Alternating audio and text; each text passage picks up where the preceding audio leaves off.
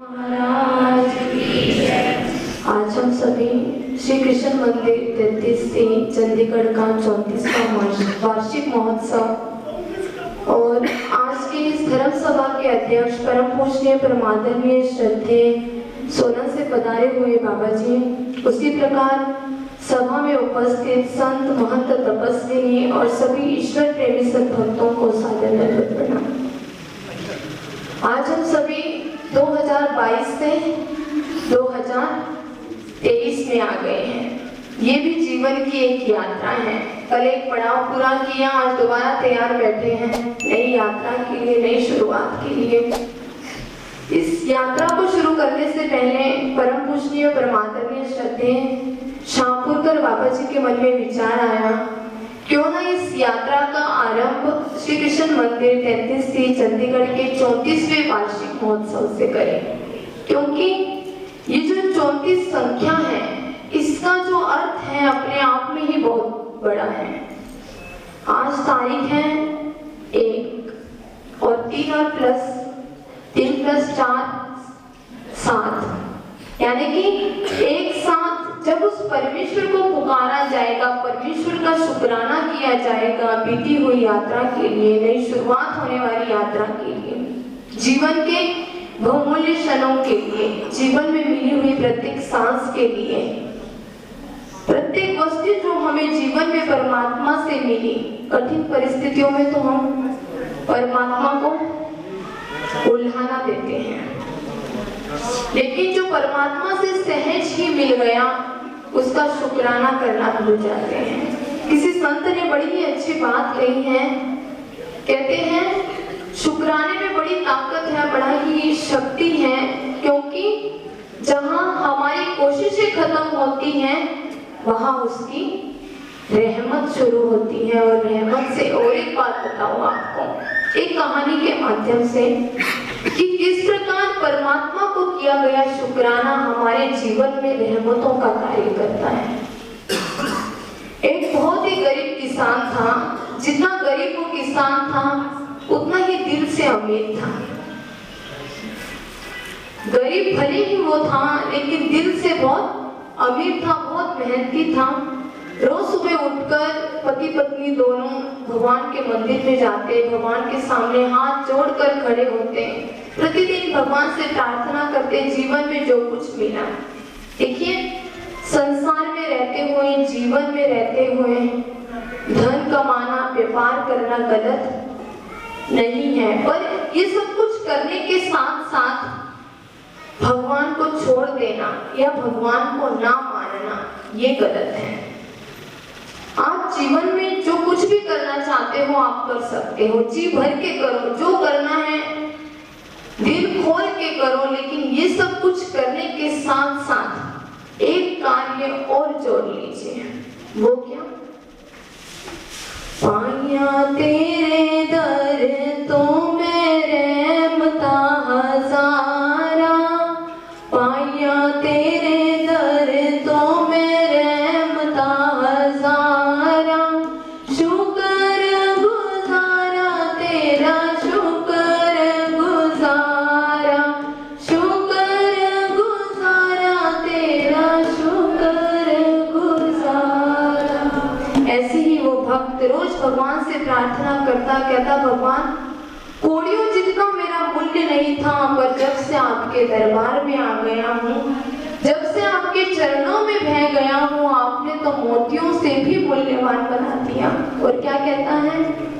कोड़िया दा मूल्य नहीं सी, हीरिया दा पै गया, कोड़िया दा मूल्य नहीं सी, हीरिया दा पै गया, जदों दा मैं दाता तेरे चरनां च पै गया, जदों दा मैं दाता तेरे चरनां च पै गया, जेड़ा मिला मैं ओनू हंस के गुजारा, शुक्र गुजारा तेरा, शुक्र गुजारा। ऐसी प्रार्थना करके वो भक्त, वो किसान भगवान हर रोज भगवान से ऐसी प्रार्थना करके खेत में काम करने के लिए चला जाता, सारा दिन खेत में काम करता, इतनी मेहनत करता था, लेकिन मेहनत की कमाई से उसे ज्यादा कुछ नहीं मिलता था, लेकिन जो थोड़े पैसे मिलते थे उसमें से भी कुछ पैसे वो ईश्वरीय क्रिया में लगा देता था। बहुत बड़ी बात होती है ये मन में विचार आना। जितने भी थोड़े बहुत पैसे मिले वो भगवान की क्रिया में लगा देता। और देखिए, भगवान को पैसों की आवश्यकता नहीं है, लेकिन जीव को अच्छे कार्यों की आवश्यकता है। हम कहते हैं ईश्वरीय कृपा होती नहीं या हमें दिखती नहीं। अरे मन में ये विचार आना कि मैं भगवान को कुछ उपहार दे सकूं, भगवान की जगह कोई क्रिया कर सकूं, उपहार करूं, पंचावतार अवसर करूं, सत्संग करूं, भजन करूं, ये विचार आना ही ईश्वरीय कृपा है। और जब ईश्वरीय कृपा से ये विचार हमें आते हैं तो भगवान भी उतने ही इस क्रिया को पूरा करने में सम्मिलित हो जाते हैं जितना हम सम्मिलित होते हैं। फिर वहां पैसा नहीं देखते, फिर वहां पैसा काम नहीं करता, बस भगवान कहते तुम्हारा भाव पूरा होना चाहिए। जैसा विदुर का भाव था, विदुर के पास कहाँ पैसे थे। जब भगवान श्री कृष्ण उसके घर पहुंचे, टूटी फूटी जो उसकी झोंपड़ी थी उस झोंपड़ी में पहुंचे, तो उस समय जो विदुरानी थी कहीं से मांग कर लाया हुआ दलिया बनाकर भगवान को परोसती है। भगवान उस दलिये को संभालने के लिए चतुर्भुज हुए, तो उस समय उद्धव देव हंसते हुए भगवान से क्या कहते हैं, कहते हैं भगवान ये क्या रहस्य है जो आपको इस दलिये को संभालने के लिए चतुर्भुज हुआ। तो उस समय भगवान कहते हैं उद्धव देव मैं इस दलिये को संभालने के लिए चतुर्भुज नहीं हुआ, ये तो विदुर और विदुरानी के भाव है जो मेरे दोनों हाथों से संभल नहीं रहे, और उन भावों को संभालने के लिए मैं चतुर्भुज हुआ। ऐसे भाव उस किसान के थे जो थोड़ा बहुत कमाता था, उसमें से भी कुछ ईश्वरीय क्रिया में लगा देता था। ऐसे उसके जीवन चलता रहा। कुछ दिनों बाद एक दिन किसान के गांव में एक महामारी फैल गई, जैसे पीछे हमारे देश में एक महामारी फैल गई थी, ऐसे उस किसान के गांव में एक महामारी फैल गई। और उस जो बीमारी थी उस बीमारी का शिकार किसान का बेटा हो गया।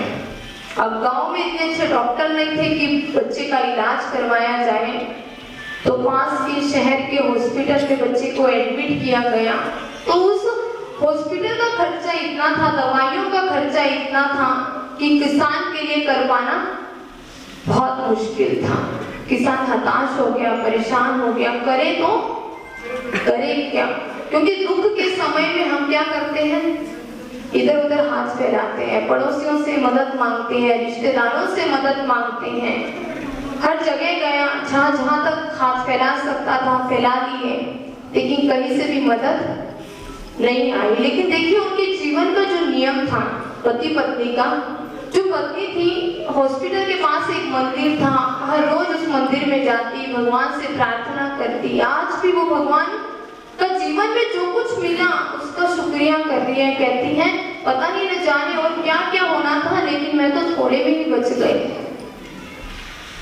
भगवान से ऐसे प्रार्थना कर रही थी कि उसी समय उस हॉस्पिटल में एक सेठ आया और उस महिला से बोलता है, कहता है अरे आप तो वही हो जिनको मैंने हॉस्पिटल में देखा था। कहता है मेरी पत्नी भी उस हॉस्पिटल में थी, अब उसको छुट्टी मिल गई है, वो ठीक हो गई है, लेकिन कहता मैंने आप उस दिन सुना डॉक्टर ने आपके बेटे का जो खर्चा है वो 50,000 रुपए बोला है, और ये सुनकर आपके पति बहुत रो रहे थे। कहते हैं अभी मेरे पॉकेट में केवल 50,000 रुपए हैं, आप ये रख लीजिए, और एक कागज पर एड्रेस लिख कर देता है। कहता है अगर और पैसों की आवश्यकता पड़ी तो बेहिचक मांग लेना। लेकिन उस महिला ने वो कागज पकड़ने से भी मना कर दिया। क्या कहती है, रहमतानु वेखा खा हस पैया रोंदिया, रहमतानु वेखा खा हस पैया रोंदिया, साडे कोलों दाता तेरियां सिफदाना होंदिया, साडे कोलों दाता तेरियां सिफदाना होंदिया। कहती है ये कागज मैं नहीं लूंगी, क्योंकि जिसने आज ये पैसे भिजवाए हैं, जब कभी मुझे दोबारा पैसों की आवश्यकता होगी वो दोबारा मुझे भिजवा देगा। और खुशी खुशी हॉस्पिटल जाती हैं, जाकर अपने पति को सारी बात बताती हैं। तो उस समय में वो जो किसान था वो भक्त क्या कहता है, कहता है दर दर रुल देसा किसे न संभालिया, दर दर रुल देसा किसे न संभालिया, मेहरबान साहिब मेरा गले नल लालिया, मेहरबान साहिब मेरा गले नल लालिया। परमात्मा, जब कभी उस परमात्मा को हम पुकारते हैं, हमारी कर्मों की डोर इतनी बड़ी होती है, फिर भी परमात्मा को जब कभी पुकारा जाए, परमात्मा किसी ना किसी रूप में आकर या किसी ना किसी को निमित्त बनाकर हमारी प्रार्थनाओं को स्वीकार अवश्य करते हैं। हमारे जीवन में जो प्रार्थना के भाव है वो हमेशा होने चाहिए। भगवान का जो शुक्राना है वो प्रतिदिन होना चाहिए। ऐसे नहीं कि कभी मंदिर का फंक्शन हुआ तब ही हम जाएंगे और हाथ जोड़ेंगे, एक बार ही भगवान का धन्यवाद करेंगे जो साल भर मिला है उसके लिए। परमात्मा ने तो हर एक क्षण क्षण आपके जीवन में इतना कुछ दे दिया कि आप क्षण क्षण भी धन्यवाद करो, क्षण क्षण भी शुक्रिया करो, आपका वो शुक्रिया भी कम है। कई बार हम महसूस करते हैं जीवन में ऐसी घटनाएं हमारे आसपास होती हैं कि हम पूरी तरह दुख में होते हैं, दुविधा में होते हैं, चारों तरफ जब अंधेरा होता है उस वक्त देखना कोई ना कोई आपका हाथ पकड़ने अवश्य आएगा। जो निमित्त बनकर आते हैं ना वो भगवान के भेजे हुए फरिश्ते ही होते हैं। कई बार तो ऐसा होता है भगवान स्वयं भी रक्षा करने के लिए स्वयं हमारे सामने उपस्थित हो जाते हैं, लेकिन जीव फिर भी इतना नादान है। भगवान जो दिशा दिखाते हैं, हम दशा में इतने भये होते हैं कि परमात्मा की दिखाई हुई दिशा को ही भूल जाते हैं। तो आज के नववर्ष के निमित्त से और आज मंदिर का जो 34वां वार्षिक महोत्सव था, मैंने पहले ही कहा आज तारीख 1 है, 3 + 4 होता है 7। एक साथ उस परमात्मा को पुकारा जाए, परमात्मा का शुक्राना किया जाए। और मैं परमपिता परमेश्वर से प्रार्थना करती हूँ कि परमेश्वर इसी प्रकार का जो कार्यक्रम है परम पूज्य परमादरणीय श्रद्धेय बाबा जी के हाथों से करवाते रहे। ऐसी प्रभु चरणों पर प्रार्थना करते हुए मैं अपने 2 शब्दों को यहीं पर विराम देती हूँ और जय श्री कृष्ण मंदिर शाहबाद मारकंडा की ओर से हार्दिक बधाई। जय श्री कृष्ण। झोली गरीब की पर गई।